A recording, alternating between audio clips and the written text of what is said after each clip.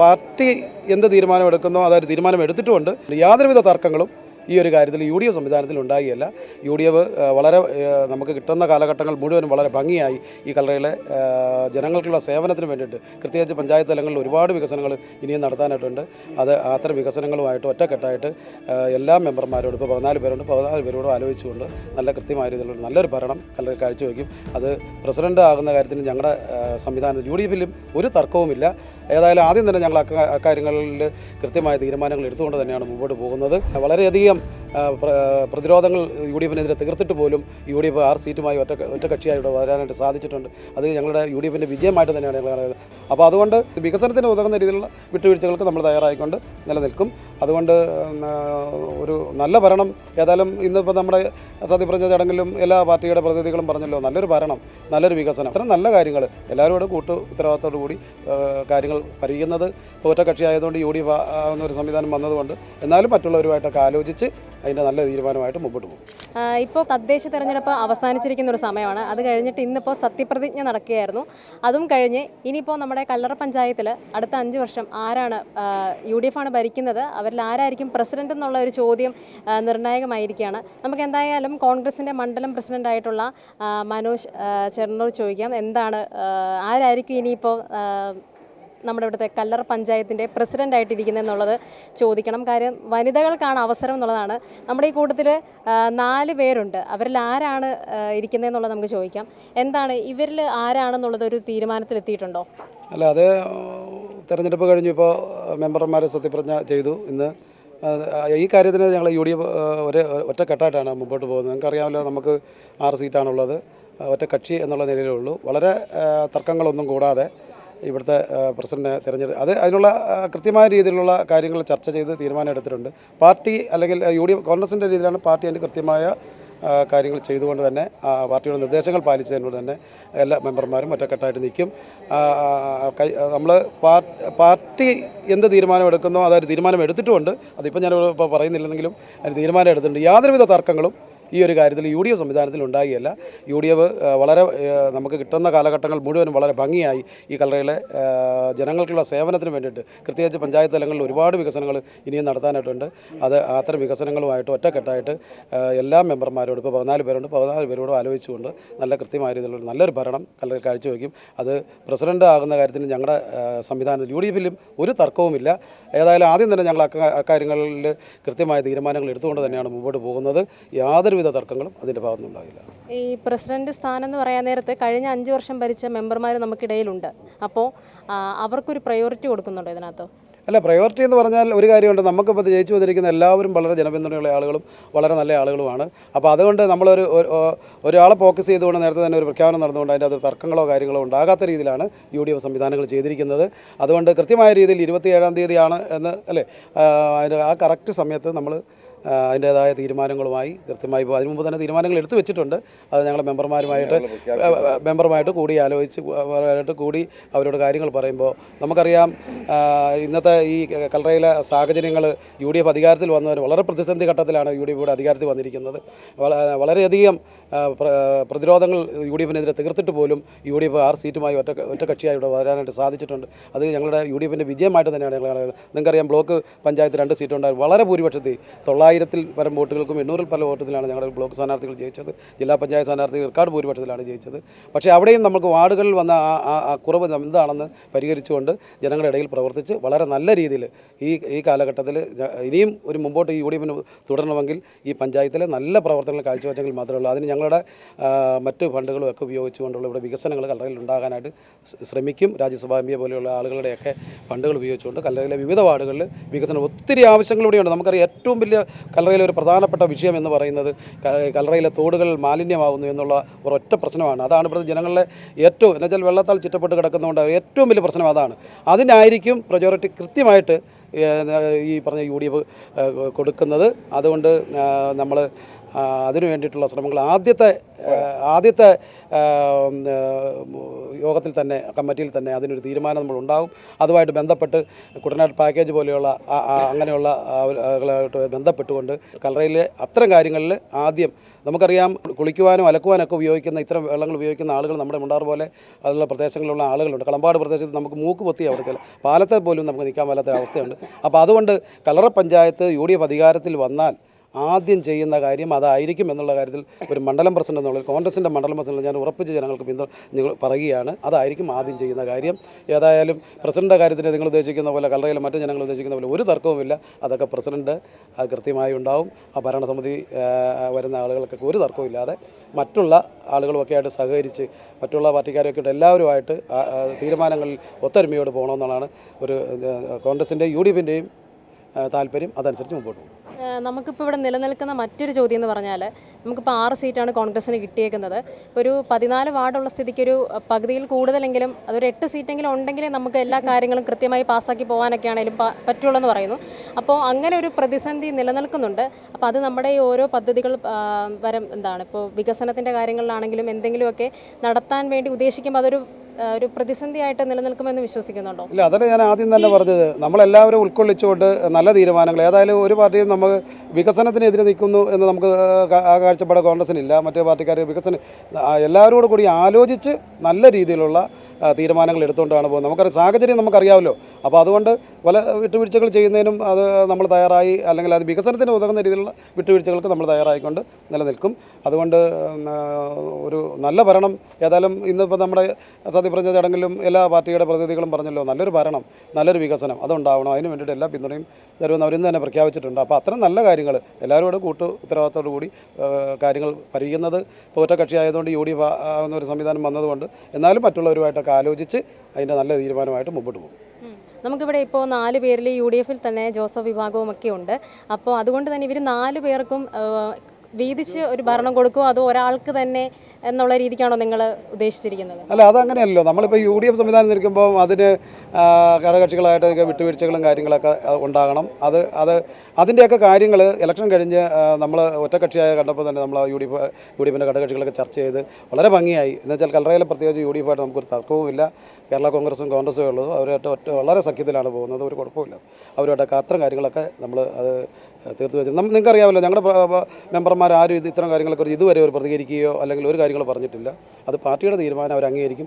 ആർക്കും ദോഷമുണ്ടാകാത്ത രീതിയിൽ എല്ലാവരും ആർക്കരാണ്. അപ്പോൾ അതനുസരിച്ച് അത് ദോഷമില്ലാത്ത രീതിയിലുള്ള ഒരു സംവിധാനം ഉണ്ടാവും.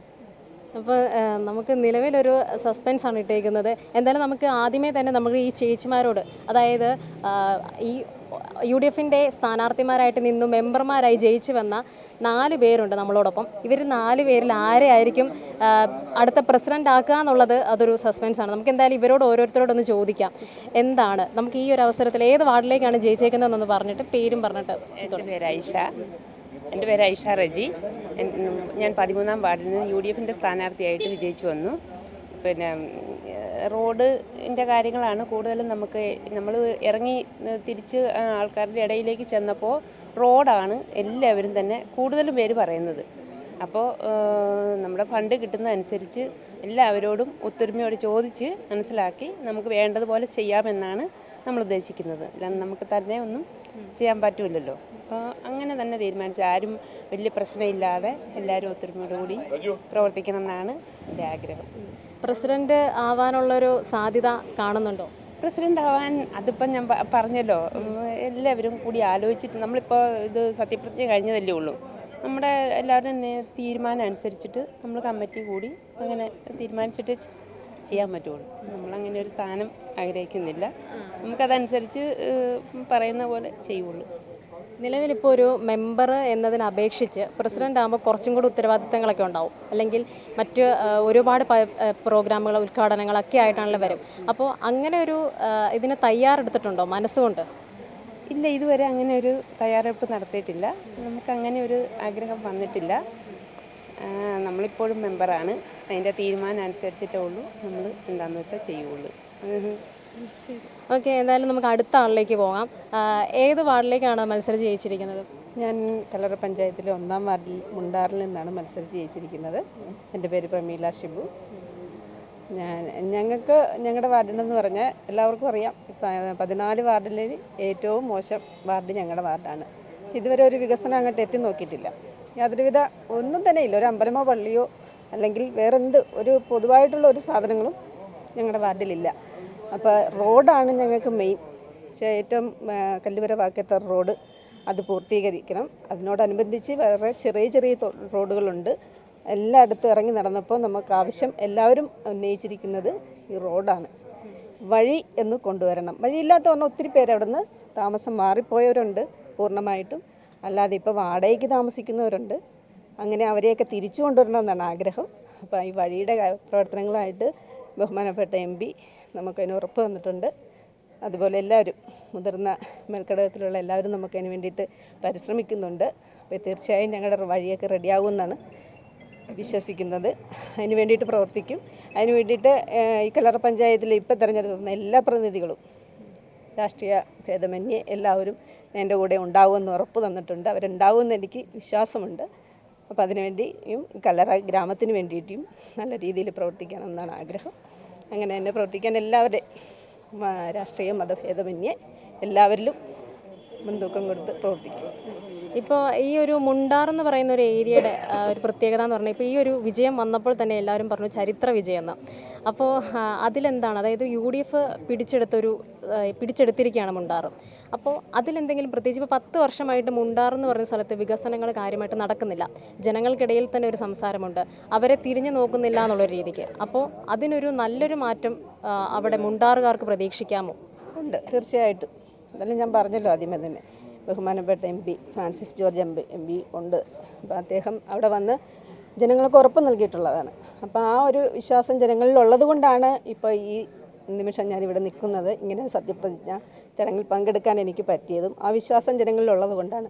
അപ്പോൾ ആ ഒരു ഉറപ്പ് എല്ലാവർക്കും കൊടുക്കാൻ ഇപ്പോൾ പറ്റും. ഇപ്പോൾ മുണ്ടാറുകാർ ആഗ്രഹിക്കുന്നത് പ്രസിഡൻ്റായിട്ട് ഒന്നാം വാർഡിൽ മത്സരിച്ച് ജയിച്ച പ്രമീള എന്ന് പറയുന്ന നമ്മുടെ സാരഥി തന്നെ ആയിരിക്കണമെന്ന് പറയുമ്പോൾ അതിൽ എന്താണ്, അങ്ങനെ ഒരു പ്രതീക്ഷയുണ്ടോ പ്രസിഡൻ്റായിട്ട് വരാൻ സാധിക്കുമെന്ന്? ഞാൻ ഈ ഒരു സ്ഥാനം പോലും പ്രതീക്ഷിച്ചിട്ടില്ലായിരുന്നു. ഈ ഒരു മെമ്പർ പദവി പോലും ഞാൻ പ്രതീക്ഷിച്ചിട്ടില്ല. അപ്പം ആ ഒരു രീതിയിലേക്ക് എന്നെ ഇങ്ങനെ എത്തിച്ച സാഹചര്യം അല്ലെങ്കിൽ ഒരു നിയോഗം പോലെ ഞാനിവിടെ വന്നിരിക്കുകയാണ്. അപ്പം ഇതിൽ നിന്ന് കൂടുതൽ എന്തെങ്കിലുമാണെന്ന് ഞാനൊന്നും പ്രതീക്ഷിച്ചിട്ടില്ല. അപ്പോൾ അത് എല്ലാവരുടെയും പാർട്ടിയുടെ മുതിർന്ന നേതൃത്വങ്ങൾ അതിന് വേണ്ടിയിട്ട് തീരുമാനങ്ങളെടുക്കും. അവരതിനു വേണ്ടി പരിശ്രമിക്കും. ആ തീരുമാനത്തോട് ഞങ്ങൾ മുന്നോട്ട് പോകും. നമുക്ക് അടുത്ത ആളിലേക്ക് പോകാം. ഏത് വാർഡിലേക്കാണ് മത്സരിച്ച് ജയിച്ചിരിക്കുന്നത്? ഞാൻ നിലവിൽ 7ാം വാർഡിലോട്ടാണ് മത്സരിച്ചിപ്പോൾ ജയിച്ചിരിക്കുന്നത്. കുരിശുപള്ളി ഭാഗമാണ്. അപ്പം പഴയ 7ാം വാർഡിലെ മെമ്പറും കൂടി ആയിരുന്നു. പഴയ 7ാം വാർഡിലെ മെമ്പർ കൂടി ആയ സ്ഥിതിക്ക് ഒരു ചാൻസ് കാണുന്നില്ലേ? അതെല്ലാം പാർട്ടിയുടെ, ഇപ്പം നമ്മുടെ മണ്ഡലം പ്രസിഡന്റ് ഇവിടെ പറഞ്ഞ പോലെ പാർട്ടി ഒരു UDFൻ്റെ സംവിധാനത്തിലൊരു അവരൊരു ഡിസിഷൻ എടുത്തിട്ടുണ്ട്. അത് അവർ എന്താ പറയുക, ഒരു നല്ല തീരുമാനമാണ് അവരെടുക്കുകയുള്ളൂ. അതെനിക്ക് നല്ല 100% ഉറപ്പുണ്ട്. അപ്പം പാർട്ടി എടുക്കുന്ന ഏത് തീരുമാനത്തിനും ഞാൻ പാർട്ടിയുടെ ഒപ്പം നിൽക്കും. എന്ത് തീരുമാനം എടുത്താലും പാർട്ടിയുടെ ഒപ്പമായിരിക്കും എൻ്റെ എല്ലാ പ്രവർത്തനങ്ങളും. ഈ കഴിഞ്ഞ 5 വർഷം ഭരിച്ചത് കൊണ്ട് തന്നെ നമുക്ക് കുറച്ചുകൂടെ എക്സ്പീരിയൻസ് കാണും. ഒരു കാര്യം സംഭവിച്ചു കഴിഞ്ഞാൽ അതിനെ എങ്ങനെ നേരിടണം എന്നുള്ളതൊക്കെ. അപ്പോൾ അതുകൊണ്ട് തന്നെ ഇപ്പോൾ ഈ ഒരു 5 വർഷവും കൂടെ കിട്ടിയ സ്ഥിതിക്ക് ഒരു പ്രസിഡന്റ് പദവിയും കൂടെ കൈകളിൽ വരികയാണെങ്കിൽ അതിനെ ഏത് രീതിക്ക് സ്വീകരിക്കും? ഈ പ്രസിഡന്റ് പദവി കയ്യിൽ വരുമോ എന്നുള്ളത് എനിക്ക് അറിയില്ല. അത് പാർട്ടി നേതൃത്വം തീരുമാനിക്കുന്ന കാര്യമാണ്. എങ്കിൽ പോലും നല്ല രീതിയിലുള്ള ഒരു വികസനം നമ്മുടെ കല്ലറ പഞ്ചായത്തിൽ മുമ്പ് ഞാൻ പറഞ്ഞിട്ടുണ്ട്. അഴിമതിരഹിതമായ ആ ഒരു വാക്ക് ഞാൻ വീണ്ടും ആവർത്തിക്കുകയാണ്. അഴിമതിരഹിതമായ ഒരു ഭരണം നമ്മുടെ കല്ലറ പഞ്ചായത്ത് എന്ന് പറഞ്ഞാൽ ഒരുപാട് സാധാരണക്കാരുള്ള ഒരു പഞ്ചായത്താണ്. ഞാൻ നേരത്തെ മെമ്പറായിട്ടിരുന്ന വാർഡും സാധാരണക്കാർ താമസിക്കുന്ന, ഞാൻ അടക്കമുള്ള സാധാരണക്കാർ താമസിക്കുന്ന ഒരു വാർഡായിരുന്നു. അപ്പോൾ എപ്പോഴും ഞാൻ അവരുടെ ഒപ്പമാണ് നിന്നിട്ടുള്ളത്. അത് ഇനി ഏത് പദവിയിൽ ഞാൻ എത്തിയാലും നമുക്കറിയില്ല, എങ്കിലും ഞാൻ സാധാരണക്കാർക്കൊപ്പം നിന്നുകൊണ്ട് അവർക്ക് ഞാൻ മുൻതൂക്കം കൊടുക്കും എന്തായാലും. അപ്പം നമ്മുടെ ഇപ്പോൾ ഇവിടെ നമ്മുടെ മണ്ഡലം പ്രസിഡന്റ് പറഞ്ഞ പോലെ എല്ലാ പാർട്ടിയിലുള്ള ആൾക്കാരെ കൂട്ടി യോജിപ്പിച്ചുകൊണ്ട് നല്ലൊരു വികസനം നമ്മുടെ കല്ലറയിൽ കൊണ്ടുവരാൻ ഞങ്ങളെല്ലാവരും കൂടെ ഞങ്ങളിപ്പോൾ നിലവിൽ 6 പേരുണ്ട്. 6 പേരും ഒറ്റക്കെട്ടായിട്ട് നിന്ന് ഇതിന് നേതൃത്വം നൽകും. ഓക്കെ. അടുത്ത ആളിലോട്ട് പോവാം. എന്താണ്, ഏത് വാർഡിലേക്കാണ് മത്സരിച്ച് വിജയിച്ചേക്കുന്നത്? ഞാൻ നിലവിൽ 10-ാം വാർഡിലെ മെമ്പറായിരുന്നു. ഇപ്പോൾ അത് 9-ാം വാർഡിലേക്ക് മത്സരിച്ച് അവിടെ ജയിച്ചു. 9-ാം വാർഡ് എന്ന് പറയുമ്പോൾ ഏറ്റവും വലിയൊരു പ്രത്യേകത എന്ന് പറഞ്ഞാൽ കല്ലറ ജംഗ്ഷൻ ഉൾപ്പെടുന്നൊരു ഭാഗമാണ്. ഈ നമ്മളിപ്പോൾ സ്ഥാനാർത്ഥിമാരുടെ ആയിരുന്ന സമയം തൊട്ട് സംസാരിക്കുന്ന ഒരു കാര്യമാണ്, എല്ലാവരും പറയുന്ന ഒരു കാര്യം, എല്ലാ പാർട്ടി ഭേദമന്യേ എല്ലാവരും പറയുന്നത് കല്ലറ ജംഗ്ഷനിലെ വികസനം വരണമെന്നുള്ളതായിരുന്നു. അപ്പോൾ കല്ലറക്കാർ തീരുമാനിക്കുവാണ് ഈ പറഞ്ഞ പേര് മിനി അഗസ്റ്റിൻ. മിനി അഗസ്റ്റിൻ എന്ന് പറയുന്ന ആൾ മതി പ്രസിഡന്റ് സ്ഥാനത്തേക്ക് നിന്ന് ആഗ്രഹിക്കുകയാണെങ്കിൽ, ആ ഒരു പ്രസിഡൻ്റായിട്ട് ഒരു സ്ഥാനം കിട്ടുകയാണെങ്കിൽ എന്തൊക്കെയാണ് ഒരു മാറ്റം വരുത്താൻ ഉദ്ദേശിക്കുന്നത്?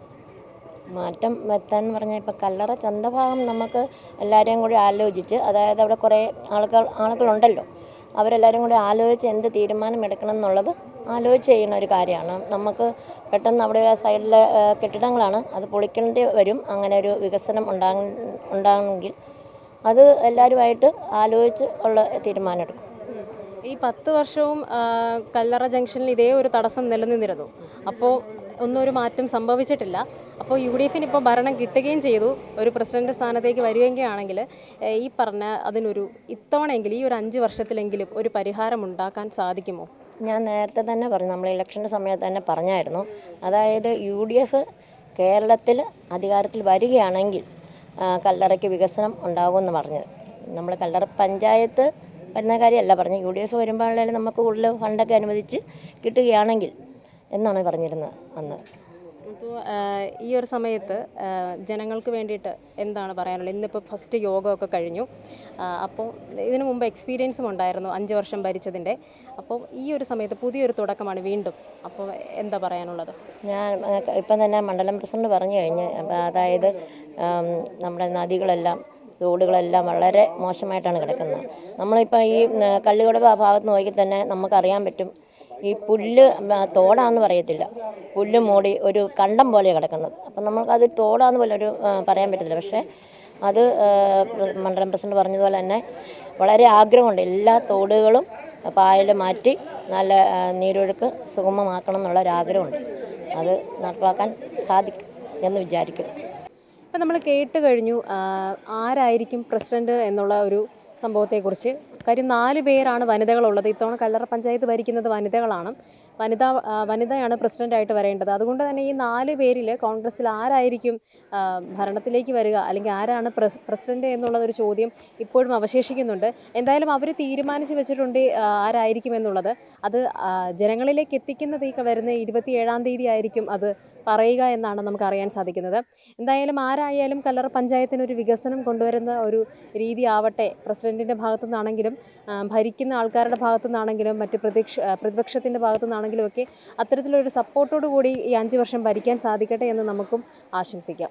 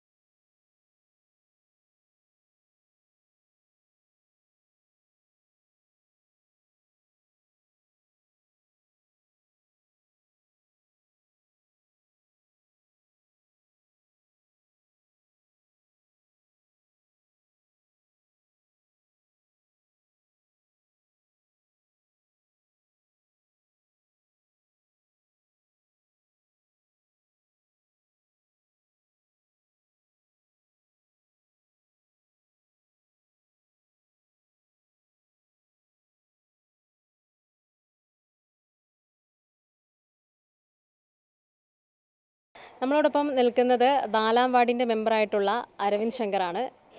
ഇത്തവണ ഏകദേശം ആൾക്കാരൊക്കെ മാറിയെങ്കിലും വാർഡ് 4-ൻ്റെ തന്നെ വീണ്ടും തിരിച്ചു വന്നിരിക്കുകയാണ് മെമ്പറായിട്ട്. അപ്പോൾ ഈ ഒരു സമയത്ത്, സത്യപ്രതിജ്ഞ കഴിഞ്ഞിട്ട് നിൽക്കുന്ന ഈ ഒരു സമയത്ത് എന്താണ് ജനങ്ങളോട് ഇനി സംസാരിക്കാനുള്ളത്?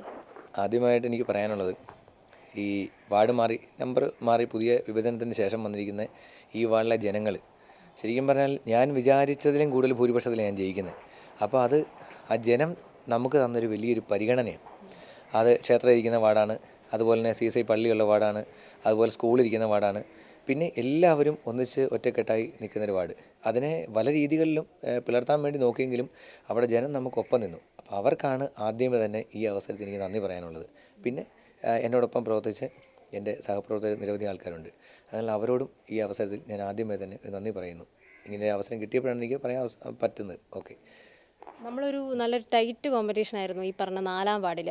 ആര് ജയിക്കും, ആര് അങ്ങനത്തെ ഒരു എന്താ പറയുക, നമ്മൾ സംസാരിച്ച സമയത്ത് പോലും ഒരുപാട് ജനങ്ങൾക്കിടയിൽ ആര് ജയിക്കും എന്നൊരു ഡൗട്ട് ഉണ്ടെന്നുള്ളൊരു ഇതുണ്ടായിരുന്നു. അപ്പോൾ ആ ഒരു സമയത്ത് ഉള്ളിലുണ്ടായിരുന്നൊരു ടെൻഷൻ, അതിനെപ്പറ്റി ഒന്ന് പറയാമോ? അല്ല, പഞ്ചായത്ത് തിരഞ്ഞെടുപ്പിന് കഴിഞ്ഞ തവണ ഈ ചില ലക്കി നമ്പർ ഒരുപക്ഷെ അവിചാരിതമായിട്ട് വന്നാകാം. എനിക്ക് ഇത്തവണ സംഭവിച്ചിരിക്കുന്നത്, ഞാൻ കഴിഞ്ഞ തവണ 4-ാം വാർഡിലും മെമ്പറായിരുന്നു. അന്ന് 264 വോട്ട് ഭൂരിപക്ഷത്തിനാണ് ജയിച്ചത്. ഇത്തവണ വിഭജനത്തിന് ശേഷം ആ വാർഡിൽ നേരത്തെ ഉണ്ടായിരുന്നതും BJPയുടെ മെമ്പർ തന്നെയായിരുന്നു. അപ്പോൾ അതിനുശേഷം ഇത്തവണ ഞാനവിടെ മത്സരിക്കാൻ നിൽക്കുന്നത്, അതും അവിചാരിതമായിട്ട് 4ആയി. എനിക്ക് ജയിച്ച് ഭൂരിപക്ഷം കിട്ടിയാണ് സംഖ്യ എന്ന് പറയുന്നത് 246. അപ്പം ഈ സംഖ്യകളൊക്കെ തമ്മിൽ നോക്കിയാൽ തന്നെ അറിയാം. പിന്നെ ചോദ്യത്തിലോട്ട് ഞാൻ വരുവാണ്. അവിടെ ഞാൻ മത്സരിക്കാൻ ചെന്ന സമയത്തും എനിക്ക് ആ സമയത്തോ അല്ല അതിനിടയ്ക്കൊന്നും എനിക്ക് യാതൊരുവിധ ടെൻഷനും ഒരു സമയത്തും എനിക്ക് ഉണ്ടായിട്ടില്ല. അതിന് കാരണം, ഒന്ന്, എൻ്റെ ഫീൽഡ്, ഞാൻ എൻ്റെ ഉപജീവന മാർഗം തന്നെ ടെൻഷൻ ഇല്ലാത്തൊരു മേഖലയാണ്. രണ്ടാമത്തെ കാര്യം വെച്ചാൽ എനിക്ക് വേണ്ടി വർക്ക് ചെയ്യുന്നവരോടെ ഉണ്ട്. അപ്പം പിന്നെ പൊതുജനം, നമുക്ക് ഈ ഇലക്ഷൻ നേരിട്ട് കഴിയുമ്പോൾ തന്നെ ഇവരുടെ മുഖം കാണുമ്പോഴോ നമുക്കറിയാൻ സാധിക്കും, ഇവരുടെ വാക്കുകൾ കാണുമ്പോൾ തന്നെ അറിയാൻ സാധിക്കും. നമുക്ക് ഏകദേശമുള്ളൊരു ധാരണ ഏകദേശം അന്നേരം തന്നെ പിടികിട്ടും. അപ്പോൾ ഇലക്ഷൻ തലേ ദിവസം, പിന്നെ ഇലക്ഷൻ്റെ അന്നത്തെ ദിവസം തന്നെ ഒരു മാറ്റർ ഞാൻ തന്നെ തയ്യാറാക്കി വെച്ചിട്ടുണ്ടായിരുന്നു. അപ്പോൾ അതിൽ വിജയിക്കും എന്നെനിക്ക് ഉറപ്പായിരുന്നു. പക്ഷേ എന്നെ ഞെട്ടിച്ചത് ഈ ഭൂരിപക്ഷമാണ്. അപ്പോൾ അവിടുത്തെ ജനങ്ങളെ എനിക്ക് ഒരിക്കലും കൈവിടാൻ പറ്റില്ല. നമുക്കിപ്പോൾ എന്തായാലും വീണ്ടും തിരിച്ചു വന്നു. കഴിഞ്ഞ കൊല്ലം 3 പേരായിരുന്നു. ഇത്തവണ ആ 3 നിങ്ങൾക്ക് നിലനിർത്താൻ സാധിച്ചു എന്നുള്ളതാണ്. അതിന് പിന്നോട്ട് പോയില്ല. അപ്പോൾ അതുകൊണ്ട് എന്തായാലും അടുത്ത പ്രാവശ്യം ഈ ഒരു ഭരണത്തിലേക്ക് എത്തുമെന്നുള്ള രീതിക്ക് തോന്നുന്നുണ്ടോ? ഭരണത്തിലേക്ക് എത്തണം. കാലഘട്ടം മാറുന്നതനുസരിച്ച് ഭാരതീയ ജനതാ പാർട്ടിക്ക് കേരളത്തിൽ വലിയ മാറ്റം ഉണ്ടാകുന്നത്. അത് ഇത്തവണത്തെ തെരഞ്ഞെടുപ്പിനാണ് നിങ്ങൾക്ക് അറിയാൻ സാധിക്കും. തിരുവനന്തപുരം കോർപ്പറേഷൻ ഉൾപ്പെടെ, തൃപ്പൂണിത്തുറ, അങ്ങനെയുള്ള പല മേഖലകളിലും പല പഞ്ചായത്തുകൾ, നമ്മുടെ അടുത്ത് കിടങ്ങൂർ പഞ്ചായത്ത് ഉൾപ്പെടെയൊക്കെ അയ്മനം പഞ്ചായത്ത് ഭരണം പിടിച്ചു കഴിഞ്ഞു. അപ്പോൾ ഇതൊക്കെ ഒന്നുമില്ലായ്മയെന്ന് വന്നതാണ്. നമ്മുടെ കല്ലറ പഞ്ചായത്തിലും ആദ്യമേ ഒന്നുമില്ലായിരുന്നു. പിന്നീടാണ് രമേശ് കാമറ്റ് എന്ന് പറയുന്ന മെമ്പർ അവിടെ അവതരിക്കുന്നത്, ജനങ്ങളുടെ വോട്ട് കൊണ്ട് അവതരിക്കുന്നത്. ശേഷം പിന്നീട് 3 പേരായി ഇപ്പം നിലവിലെത്തി നിൽക്കുന്നു. അപ്പം ഇത്തവണ 2ാം സ്ഥാനത്തേക്ക് വന്നേക്കുന്ന ഒരു സീറ്റ് പോയിരിക്കുന്നത് വെറും 8 വോട്ടിനാണ്. അപ്പോൾ 5 വോട്ട് കിട്ടിയാൽ ജയിക്കുമല്ലോ അവിടെ, സ്വാഭാവികമാണ്. അപ്പോൾ ഇനി വരുന്ന അടുത്ത തെരഞ്ഞെടുപ്പുകളിൽ BJP നിർണായക ശക്തിയായിട്ട്, പ്രത്യേകിച്ച് നമ്മുടെ ഈ കല്ലറ പഞ്ചായത്ത് നമുക്ക് ഭരണം കിട്ടിയേ പറ്റൂ. അതുകൊണ്ട് തന്നെ ഇത്തവണത്തെ ഏറ്റവും മികച്ചൊരു പ്രതിപക്ഷമായിട്ട് ഈ വരുന്ന 5 വർഷക്കാലം BJP ഇവിടെ ഉണ്ടാകും. പിന്നെ അതോടൊപ്പം തന്നെ നമ്മുടെ നാടിന് വികസനത്തിന് വേണ്ട, പൊതുവികസനത്തിന് നമുക്ക് ഭരണം അത് അങ്ങനെയൊന്നും നോക്കാൻ പറ്റത്തില്ല. അത് ഇടതുപക്ഷമോ വലതുപക്ഷമോ അങ്ങനെയൊന്നും പൊതുവികസനത്തിന് പറ്റില്ല. പൊതുവികസനം ജനങ്ങളുടെ ആവശ്യത്തിന് വരുമ്പോഴത്തേക്കും അവിടെ പൊതുവായിട്ട് തന്നെ ഏത് കാര്യത്തിനും ഒന്നിച്ച് ഈ ഭരണസമിതിയോടൊപ്പം നമുക്ക് നിൽക്കേണ്ടി വരും. അങ്ങനെയാണ്. അതോടൊപ്പം നമ്മുടെ ഈ ഇപ്പോൾ ഭരണം കിട്ടിയിരിക്കുന്നത് UDFനാണെങ്കിൽ കൂടി അവർക്ക് ഭൂരിപക്ഷം എന്നുള്ളൊരു ഇതിൻ്റെ ഒരു പ്രതിസന്ധി നിലനിൽക്കുന്നുണ്ട്. കാര്യം പകുതിയിൽ കൂടുതലെങ്കിലും വേണം, അതില്ല. അപ്പോൾ അതുകൊണ്ട് തന്നെ പല കാര്യങ്ങളും, വികസനങ്ങളുടെ കാര്യങ്ങളൊക്കെ ആണെങ്കിലും പാസ്സാക്കുന്നതിനൊക്കെ അതിൻ്റേതായ പ്രതിസന്ധി നിലനിൽക്കുമെന്ന് വിശ്വസിക്കുന്നു. അപ്പോൾ നിങ്ങളുടെ ഭാഗത്ത് നിന്ന് എങ്ങനെയായിരിക്കും ഇങ്ങനെ എന്തെങ്കിലും ഒരു വികസനം, കല്ലറ ജംഗ്ഷൻ്റെ കാര്യത്തിലാണെങ്കിലും മറ്റ് കല്ലറയ്ക്ക് വേണ്ട എന്തെങ്കിലും ഒരു വികസന കാര്യങ്ങൾ വരുമ്പോൾ സപ്പോർട്ടായിട്ട് നിൽക്കുമോ, അതോ എന്തെങ്കിലും തടസ്സങ്ങൾ വരുമോ അതിൽ? ഈ മാധ്യമപ്രവർത്തകർ ചോദിക്കുമ്പോൾ ഞങ്ങൾ എല്ലാത്തിനും എതിര് പറയും എന്നാണ് മറുപടി കിട്ടേണ്ടതെങ്കിൽ അത് ഞങ്ങൾ പറയത്തില്ല ഒരിക്കലും. നമ്മൾ ചെയ്യുന്നത് ഞാൻ ഇപ്പം തന്നെ പറഞ്ഞു കഴിഞ്ഞു. നമ്മുടെ ഗ്രാമപഞ്ചായത്ത് കല്ലറ എന്ന് പറഞ്ഞാൽ ചുറ്റും 4ൽ 3 ഭാഗം വെള്ളത്താൽ ചുറ്റപ്പെട്ട് കിടക്കുന്ന വേണം പറയാം. ആ നാടിൻ്റെ എല്ലാ വികസനത്തിനും ഏത് രാഷ്ട്രീയ പാർട്ടി ഭരിച്ചാലും ഇവിടെ എല്ലാവരും, ഏത് രാഷ്ട്രീയ പാർട്ടിക്കാരാണെങ്കിലും അവരെല്ലാവരും ഒന്നിച്ച് നിൽക്കുകയുള്ളൂ. അത് നാടിൻ്റെ ഐക്യവാദം, അവിടെ രാഷ്ട്രീയമല്ല വിഷയം. പക്ഷേ ഈ ഏകാധിപതിയായിട്ടുള്ള രീതിയിൽ ചില പെരുമാറ്റങ്ങൾ വന്നു കഴിഞ്ഞാൽ, അത് ഈ കഴിഞ്ഞ തെരഞ്ഞെടുപ്പിന് പോലും അങ്ങനെയാണല്ലോ, ഏകാധിപതികളെ തോൽപ്പിച്ചിട്ടുള്ള പല തെരഞ്ഞെടുപ്പുകളും ഇതിനു മുമ്പൊക്കെ നടന്നു കഴിഞ്ഞു. അപ്പോൾ അങ്ങനെ ഒരു രീതി വന്നു കഴിഞ്ഞാൽ BJP പ്രതിപക്ഷം തന്നെയാണ്. അത് സ്വാഭാവികമായിട്ടും ഭരണകക്ഷി ഓർക്കേണ്ട അവസ്ഥകൾ വരുമ്പോഴത്തേക്ക് അതെന്തായാലും ഓർത്തല്ലേ പറ്റുള്ളൂ. എന്താ ഒരു ചോദ്യം കൂടി ചോദിച്ച് നമുക്ക് നിർത്താം. എന്തായാലും 4-ാം വാർഡ് ഉൾക്കൊള്ളുന്ന ഒരു സ്ഥലത്ത്, നമ്മുടെ സ്ഥാപനം തന്നെ ഇരിക്കുന്ന ഒരു സ്ഥലത്ത് അവിടുത്തെ റോഡ് വളരെ മോശമാണ്. അപ്പോൾ ഇനി ഒരു മെമ്പറായിട്ട് ഇന്ന് സത്യപ്രതിജ്ഞയൊക്കെ ചെയ്തു, 5 വർഷം ഭരിച്ചതാണ്, എന്നാൽ വീണ്ടും ഇപ്പോൾ പുതിയൊരു സ്ഥലത്തേക്ക് മാറി. അപ്പോൾ ആ ഒരു സമയത്ത് ആ ഒരു റോഡിന് ഒരു വികസനം ഉണ്ടാവും, ആ ഒരു ഏരിയയ്ക്ക് ഒരു വികസനം ഉണ്ടാവുമെന്ന് പറയാൻ സാധിക്കുമോ? പുതിയ 4-ാം വാർഡിൻ്റെ കാര്യമാണോ? ഇപ്പോഴത്തെ നിലവിലത്തെ 4-ാം വാർഡല്ലേ ചോദിക്കുന്നത്? പഞ്ചായത്ത് റോഡുകൾ 2 കാര്യമാണ് അതിനകത്തുള്ളത്. പഞ്ചായത്ത് റോഡുകളിൽ ഈ ജനങ്ങൾക്ക് ഒരു അവയർനെസ് ഇല്ലാത്തൊരു പ്രധാനപ്പെട്ട കാര്യം, പഞ്ചായത്ത് റോഡുകളും നമ്മുടെ PWD റോഡും നിർമ്മാണത്തിന് വലിയ വ്യത്യാസമുണ്ട്. നോക്കുമ്പോൾ ടാറാണെന്ന് വെച്ചിട്ട് ടാറാണ് ഉപയോഗിക്കുന്നത്. അതുപോലെ ദേശീയപാത നിർമ്മാണം, ഇതെല്ലാം രീതികൾക്ക് വ്യത്യാസമുണ്ട്. പഞ്ചായത്ത് റോഡുകളുടെ സമീപ പ്രദേശങ്ങളിൽ നമ്മുടെ പല നാട്ടുകാരും വീട്ടുകാരെല്ലാവരും മരങ്ങൾ വെച്ച് പിടിപ്പിക്കുന്നുണ്ട്, പ്രത്യേകിച്ച് റബ്ബർ പോലുള്ള പല മരങ്ങൾ. അപ്പം ഈ മരങ്ങൾ കണ്ടിന്യൂസ് ആയിട്ട് വെക്കുന്ന പല ഭാഗത്തും ശ്രദ്ധിച്ചാൽ അറിയാൻ പറ്റും റോഡ് പൊട്ടിപ്പൊളിഞ്ഞ് കിടക്കുന്നത്. അതിലെ ഇലയെന്നുള്ള വെള്ളം വീണും അതുപോലെ ഇല വീണും ഒക്കെ ആയിട്ട് നമുക്ക് പല ബുദ്ധിമുട്ട് വന്നിട്ടുണ്ട്. അപ്പോൾ ഇതെല്ലാം ആരുടെയാണ്? സമൂഹത്തിൻ്റെ തന്നെയാണ്. അപ്പം റോഡ് നിർമ്മാണം എന്ന് പറയുന്നത് ഒരു ജനപ്രതിനിധിയുടെ ഉത്തരവാദിത്വമാണ്. അപ്പോൾ തീർച്ചയായിട്ടും ഈ വാർഡിൽ നിലവിൽ എന്തൊക്കെ ബുദ്ധിമുട്ടുണ്ടോ ആ ബുദ്ധിമുട്ട് വരും കാലങ്ങളിൽ തീർച്ചയായിട്ടും പരിഹരിച്ചിരിക്കും. അതോടൊപ്പം തന്നെ നമ്മുടെ സമൂഹത്തിലുള്ള ഓരോ വ്യക്തികളും അത് നമ്മുടെ കൂടെ നിൽക്കണം ഏത് കാര്യങ്ങൾക്കും. എങ്കിൽ മാത്രമേ ശാശ്വതമായിട്ട് ഈ കാര്യങ്ങളൊക്കെ കുറേ നാൾ ലാസ്റ്റ് ചെയ്ത് നിൽക്കുകയുള്ളൂ. ഓക്കെ, അപ്പോൾ എന്തായാലും നമുക്ക് നോക്കാം, ഈ വരുന്ന 5 വർഷവും വീണ്ടും മെമ്പറായിട്ട് തിരഞ്ഞെടുത്തിരിക്കുകയാണ്. എന്തൊക്കെ മാറ്റങ്ങളാണ് ഈ വാർഡിനാണെങ്കിലും നമ്മുടെ കല്ലറ പഞ്ചായത്തിനാണെങ്കിലും സംഭവിക്കാൻ പോകുന്നതെന്ന് നമുക്ക് കാത്തിരുന്ന് കാണാം. കല്ലറയെ സംബന്ധിച്ച് ഞങ്ങളുടെ ഒരു പ്രതീക്ഷ ഇതല്ലായിരുന്നു. ഞങ്ങൾക്ക് പൂർണ്ണമായും ഒരു അധികാരത്തിൽ വരാൻ പറ്റുന്ന ഒരു സാഹചര്യം ഉണ്ടാവും എന്ന് ഞങ്ങൾ പ്രതീക്ഷിച്ചു. അത്രമാത്രം ജനങ്ങളെ ഞങ്ങൾ വിശ്വസിച്ചിട്ടുണ്ടാവും. കാരണം എന്ന് പറഞ്ഞു കഴിഞ്ഞാൽ കേന്ദ്രത്തിൻ്റെ ഒട്ടനവധി ആനുകൂല്യം, ഒരു വീട്ടിലേക്ക് ശരാശരി റേഷനറി ആയാലും അങ്ങനെയൊക്കെ ഏത് ആനുകൂല്യമായാലും കൃത്യമായി വീടുകളിൽ ഇടനിലക്കാരില്ലാതെ കിട്ടിയൊരു കാലഘട്ടമാണ് നരേന്ദ്രമോദി ഗവൺമെൻറ്റിൻ്റെ കാലഘട്ടം. അപ്പോൾ അങ്ങനെ പറയാനാണെങ്കിൽ കല്ലറയിൽ 2030 പേരോളം കിസാൻ സമ്മാൻ നിധി വാങ്ങുന്നുണ്ട്. അതുപോലെ തന്നെ പെൻഷൻ പദ്ധതികളിൽ ഒത്തിരി പേര് അംഗങ്ങളായിട്ടുണ്ട്. ഒരു റേഷൻ കടയിൽ എന്ന് പറയുന്നത് 4 അംഗ കുടുംബത്തിന് 756 റേഷനാണ് ഒരു വീട്ടിൽ കിട്ടുന്നത് ഒരു മാസം. അത് 6 അംഗമായി കഴിഞ്ഞാൽ 1100 സംതിങ് വരും. അത് 8 അംഗം ഉണ്ടെങ്കിൽ 1512 പേര് വരും, 12 രൂപയുടെ കിട്ടും. അങ്ങനെ എല്ലാ ആനുകൂല്യവും കൃത്യമായി ആളുകളെ കൊടുത്തുകൊണ്ട് ഇരിക്കുന്ന ഒരു കാലഘട്ടത്തിലാണ് BJP തെരഞ്ഞെടുപ്പിനെ ഇവിടെ നേരിട്ടത്. ഞങ്ങളെ സംബന്ധിച്ച് നമ്മുടെ നാട് കാർഷിക മേഖലയിലുള്ള ഒരു നാടാണ്. ആ ഈ നാടിനെ സമഗ്രമായ ഒരു വികസനത്തിന് അനിവാര്യമായ ഒരു കാലഘട്ടമാണ് കടന്നു വരുന്നത്.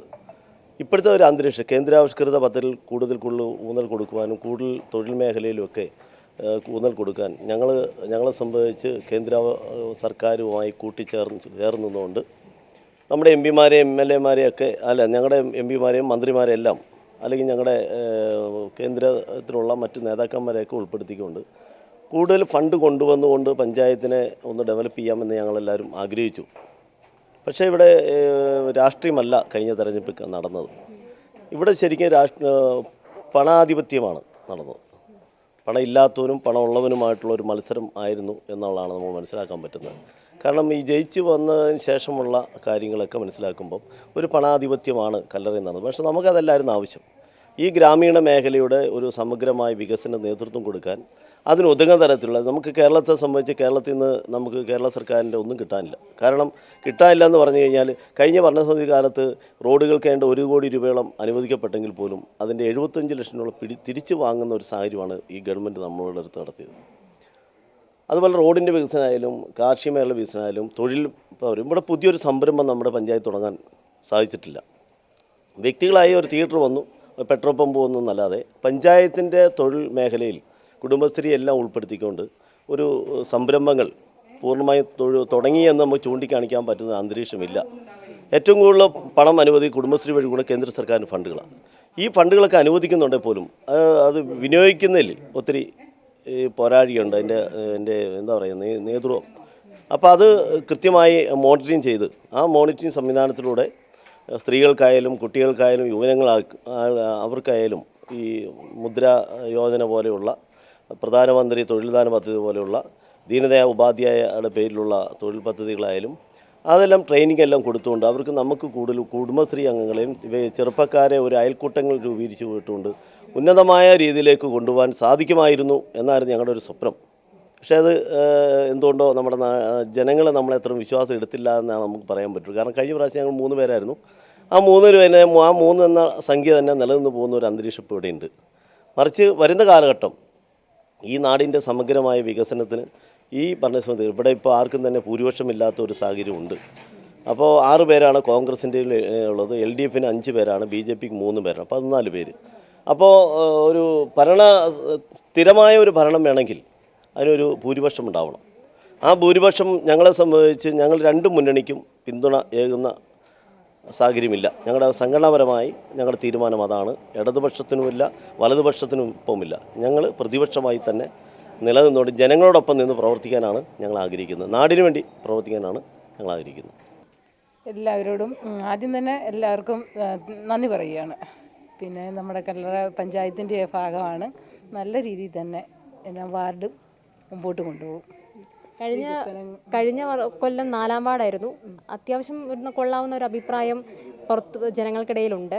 അപ്പോൾ അതുകൊണ്ട് തന്നെ വീണ്ടും BJP അവിടെ പിടിച്ചെടുക്കുകയും ചെയ്തു. അപ്പം ഇപ്പോൾ ഈ ഒരു സാഹചര്യത്തിൽ ഇനി ഇത് നിലനിർത്തുമെന്ന് ഉറപ്പ് പറയുന്നു. തീർച്ചയായിട്ടും ഇത് നിലനിർത്തിക്കൊണ്ട് ഇത് BJP വാർഡായിട്ട് തന്നെ നിലനിർത്തിക്കൊണ്ട് പോകും, വിട്ടുകൊടുക്കുകയില്ല.